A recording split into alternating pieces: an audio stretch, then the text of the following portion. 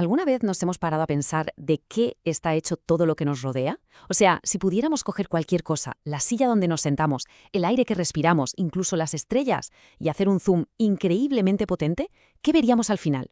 ¿Cuáles son esos ladrillos fundamentales que lo construyen todo? Pues esa es una de las preguntas más antiguas de la humanidad, y hoy vamos a hacer un viaje para descubrir la respuesta. La pregunta que nos va a guiar en todo momento es precisamente esa. ¿Cómo son los ladrillos del universo? Y usando esa metáfora, la de los ladrillos, vamos a ir construyendo paso a paso nuestro conocimiento sobre la materia. Desde una idea que tuvieron unos filósofos hace miles de años hasta lo que nos dice la física moderna. Bueno, pues para empezar vamos a viajar un poquito en el tiempo, a los primerísimos intentos de responder a esta pregunta. La primera idea fue, la verdad, sorprendentemente simple y, en cierto modo, bastante acertada. Hace más de 2000 años, en la antigua Grecia, unos filósofos como Demócrito se imaginaron lo siguiente. Si cortas algo por la mitad, y luego otra vez, tiene que llegar un punto en el que ya no puedas cortar más. A esa partícula final, a ese ladrillo diminuto e indivisible, lo llamaron átomo.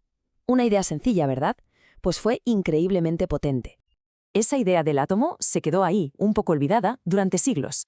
Pero aquí tenemos la hoja de ruta de lo que pasó después. Es como una investigación detectivesca.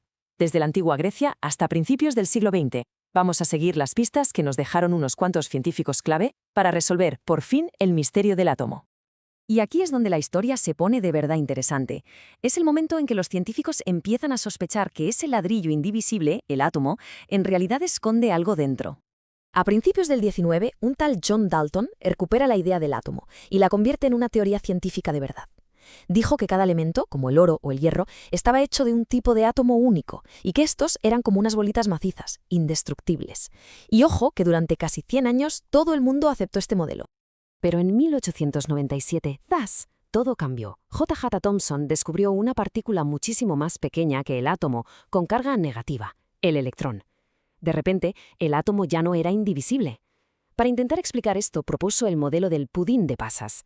Imaginad una especie de bizcocho con carga positiva y los electrones negativos incrustados, como si fueran pasas. El modelo de Thomson parecía lógico, la verdad, pero estaba a punto de enfrentarse a un experimento que lo iba a hacer saltar por los aires por completo. Y de paso nos iba a revelar la naturaleza súper extraña del átomo. A ver, vamos a meternos de lleno en esto. Ernest Rutherford diseñó un experimento que fue una genialidad. Básicamente, disparó un chorro de partículas con carga positiva, las partículas alfa, contra una lámina de oro finísima pero finísima de verdad. Según el modelo del pudín de pasas, lo normal es que todas las partículas la atravesaran sin más. Pero claro, no fue eso lo que pasó. Y la sorpresa de Rutherford fue tan, pero tan monumental que queda perfectamente reflejada en sus propias palabras. Imaginad la situación. Era algo que, según la física de la época, simplemente no tenía ningún sentido. Aquí está el meollo de la cuestión. Lo que se esperaba era que las partículas alfa pasaran limpiamente a través de esa masa positiva del átomo. Pero lo que pasó de verdad fue impactante. La gran mayoría sí que pasaron de largo, pero una de cada miles rebotaba hacia atrás, como si hubiese chocado contra un muro invisible. La única explicación posible fue una auténtica revolución. Rutherford llegó a la conclusión de que toda la carga positiva y casi toda la masa del átomo tenían que estar apretujadas en un punto increíblemente pequeño en el centro, el núcleo. Y el resto del átomo era básicamente espacio vacío, con los electrones dando vueltas por ahí. Con el descubrimiento del núcleo, el puzzle del átomo por fin empezó a encajar de verdad. Así que vamos a ver cómo se organiza todo esto para entender qué es lo que define a un átomo y lo hace ser lo que es. Vale, entonces ya sabemos que el átomo está formado por 3 partículas. En ese núcleo diminuto del centro tenemos los protones, con carga positiva, y los neutrones, que no tienen carga. Y luego, dando vueltas en ese espacio vacío inmenso, están los electrones, con su carga negativa. Y aquí viene una de las ideas más importantes de toda la química. Ojo, lo que hace que un átomo sea de oro y no de oxígeno no es su peso ni su tamaño, es única y exclusivamente el número de protones que tiene en su núcleo. Y a ese número lo llamamos número atómico. Es como el DNI del átomo. Esto lo ilustra a la perfección. Un átomo con un solo protón es siempre hidrógeno. Siempre.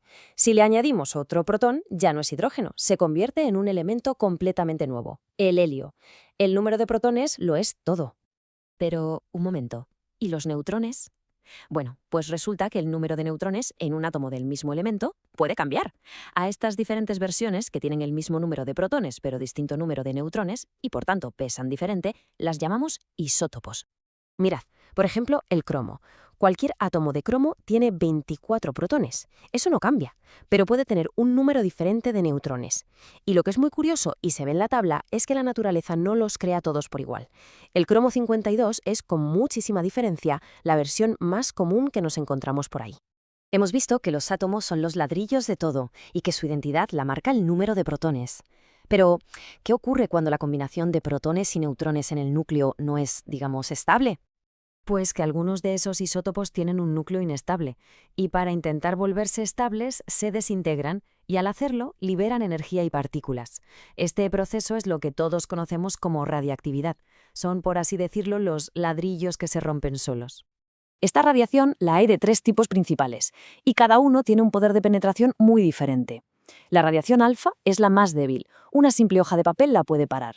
La beta ya es más potente, necesita una placa de metal. Y por último está la radiación gamma, la más energética de todas, que para contenerla hacen falta barreras muy gruesas de plomo o de acero. Y claro, este fenómeno, el de liberar energía desde el núcleo del átomo, tiene aplicaciones prácticas enormes. En una central nuclear, por ejemplo, se usa la energía liberada por reacciones atómicas controladas para calentar agua, eso genera vapor, el vapor mueve unas turbinas gigantes y las turbinas producen electricidad a gran escala. Es un ejemplo perfecto de cómo hemos aprendido a manejar los ladrillos del universo. Nuestro viaje nos ha llevado desde una simple idea filosófica, la de un átomo indivisible, hasta el mismísimo corazón de un núcleo que está lleno de energía. Hemos pasado de no tener ni idea de qué estaban hechas las cosas a ser capaces de manipular sus componentes más básicos. Y esto, claro, nos deja con una pregunta fascinante. Ahora que entendemos cómo son los ladrillos, ¿cuáles son los límites de lo que podemos construir?